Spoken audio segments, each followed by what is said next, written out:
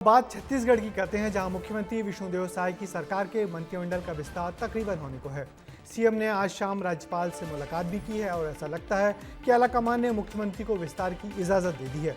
ऐसे में एक बार फिर से मंत्री पद के दावेदारों की सूचियां बनने लगी हैं। साय कैबिनेट में 3 ही मंत्रियों की जगह खाली है और दावेदारों की संख्या बहुत ज्यादा है।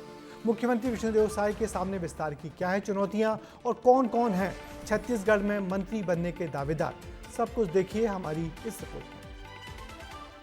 छत्तीसगढ़ में मंत्रिमंडल विस्तार की अटकलें तेज हैं और इस बार अटकलों के पीछे 2 बड़ी वजहें हैं।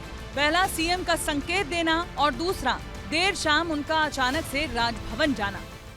इंतजार करते रहिए, हो भी सकता है। इंतजार करते रहिए, हो भी सकता है। सूत्रों के मुताबिक जानकारी है कि 21 अगस्त से पहले तक मंत्रिमंडल का विस्तार हो सकता है। 18 अगस्त को नए मंत्री शपथ ले सकते हैं। पार्टी के शीर्ष नेतृत्व से सीएम विष्णुदेव साय को कैबिनेट विस्तार की हरी झंडी भी मिल चुकी है। मुख्यमंत्री साय 21 अगस्त को जापान और दक्षिण कोरिया की यात्रा पर रवाना होंगे। ऐसे में अनुमान है कि शपथ ग्रहण की प्रक्रिया अगले 5 दिन के अंदर पूरी हो जाएगी। प्रबल संभावना ये है कि 18 अगस्त को नए मंत्री शपथ ले सकते हैं। अब बात चेहरों की करते हैं। मंत्रिमंडल विस्तार में पहला नाम गुरु खुशवंत साहब का आ रहा है, जो आरंग से विधायक है। वहीं दुर्ग शहर विधायक गजेंद्र यादव, अंबिकापुर से विधायक राजेश अग्रवाल, बसना विधायक संपत अग्रवाल और बिलासपुर विधायक अमर अग्रवाल का भी नाम सामने आ रहा है। साय कैबिनेट में 2 संगठन और 1 आरएसएस की पसंद का मंत्री आने वाले दिनों में शामिल होगा, लेकिन विपक्ष इसमें हुई देरी पर निशाने भी साध रहा है। इतने दिन से कान पक गए यार, सुनते सुनते भारतीय जनता पार्टी के नेता कितने बार सूट सिला लिए हैं, वो फिर पुराना हो जाता है, फिर नया सिलवाने के लिए आप कुछ कह रहे हैं आप, तो सबकी धड़कनें तेज होती है। वो आदत सी बन गई है भारतीय जनता पार्टी। विपक्ष के तंज से हटकर देखें तो सबसे बड़ी बात यह है कि ये कैबिनेट विस्तार ऐतिहासिक होगा। बताया जा रहा है कि बीजेपी का शीर्ष नेतृत्व 14 सदस्यीय मंत्रिमंडल बनाने पर सहमत हुआ है, यानी हरियाणा फॉर्मूला छत्तीसगढ़ में भी लागू हो सकता है। मंत्रिमंडल विस्तार के जरिए 3 लोगों को मंत्री बनाए जाने की खबर है। अब देखना होगा कि वो 3 कौन से लोग होते हैं, कहां से होते हैं। लेकिन एक चीज स्पष्ट होती हुई नजर आ रही है कि इसमें क्षेत्रीय और जातिगत समीकरण का खासा ध्यान दिया गया है। बहरहाल देखना होगा कौन से वो 3 चेहरे होते हैं और किन की किस्मत में कैबिनेट मंत्री का दर्जा प्राप्त करना लिखा होता है। वीडियो जर्नलिस्ट किशोर गोस्वामी के साथ नितेश गर्ग, विस्तार न्यूज। पॉलिटिकल राउंडअप में आज हमारे साथ वरिष्ठ पत्रकार पंकज मुकाती हैं, जिनसे छत्तीसगढ़ मंत्रिमंडल के विस्तार की राजनीति को समझते हैं। पंकज जी, क्या लग रहा है, अब तो सीएम ने आज शाम को राज्यपाल से मुलाकात भी कर ली है, तो क्या आपको लग रहा है कि मंत्रिमंडल विस्तार अब होने को ही है?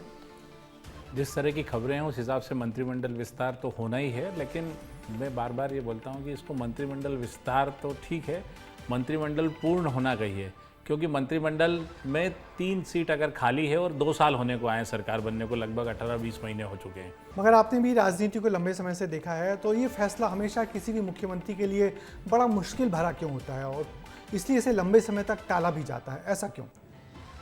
दरअसल अगर पहले दिन जब शपथ होती है सरकार बनने के बाद तभी पूरे मंत्री बना दिए जाएं तो एक बड़ी दिक्कत को टाला जा सकता है, लेकिन उस समय जो कुछ सीटें खाली रख जाती है उससे बहुत सारे लोगों की उम्मीद पैदा हो जाती है कि इन 3 सीट पर हम चले जाएंगे। और मुख्यमंत्री भी सबको इस तरह की जो बोलते हैं ना टॉफियां बांटते रहते हैं कि अभी तो 3 पोस्ट खाली है, इंतजार करिए, अभी तो 3 पोस्ट खाली है, इंतजार करिए। और समय बढ़ते बढ़ते फिर कई सारे मुद्दे आते हैं, सरकार के सामने चुनौतियां आती है, मुख्यमंत्री को कुछ मुद्दों से झूलना होता है, मंत्रिमंडल को झूलना होता है, और वो सब परेशानी के बीच ये होता है कि विस्तार का मामला बार बार अटकते जाता है कि किसे रखें किसे छोड़ें।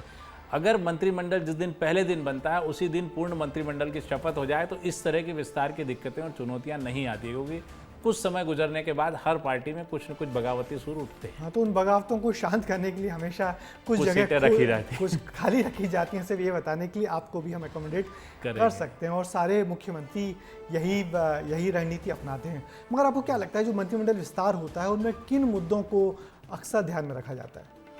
देखिए, मुद्दे वही हैं कि एक तो सामाजिक मुद्दे जो खासकर छत्तीसगढ़ के लिए कि किस वर्ग को कितना प्रतिनिधित्व मिल रहा है। कभी कभी कुछ लोकल में इस तरह के मुद्दे हो जाते हैं, स्थानीय मुद्दे हो जाते हैं प्रदेश में कि जिनको समझने के लिए, जिनकी चुनौतियों से पार पाने के लिए कुछ ऐसे चेहरे तलाशे जाते हैं जो उस समय उसको पार पा सकें और मंत्रिमंडल में भविष्य की राजनीति हो। इसके बाद अगर आने वाले समय में कुछ चुनाव होने हों, जैसे नगरीय निकाय चुनाव होते हैं, विधानसभा चुनाव तो अभी हुआ है, या कोई लोकल चुनाव होने हैं, तो उनको देखकर भी इस तरह के फैसले लिए जाते हैं। कई बार ऊपर से आलाकमान की पसंद के अनुसार भी कुछ विस्तार में नए मुद्दे होते हैं, उस मुद्दे के आधार पर भी लोगों को रखा जाता है। बेसिकली राजनीतिक प्लस सामाजिक समीकरण साधने वाले मुद्दे ही होते हैं जिनको लेकर ये विस्तार में नाम रखे जाते हैं।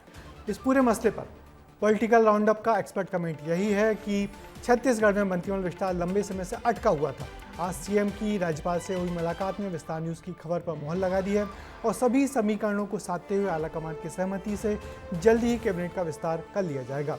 और ऐसा लग रहा है कि मंत्रिमंडल विस्तार की तारीख तकरीबन 18 अगस्त की शाम को मंत्रिमंडल का विस्तार हो सकता है।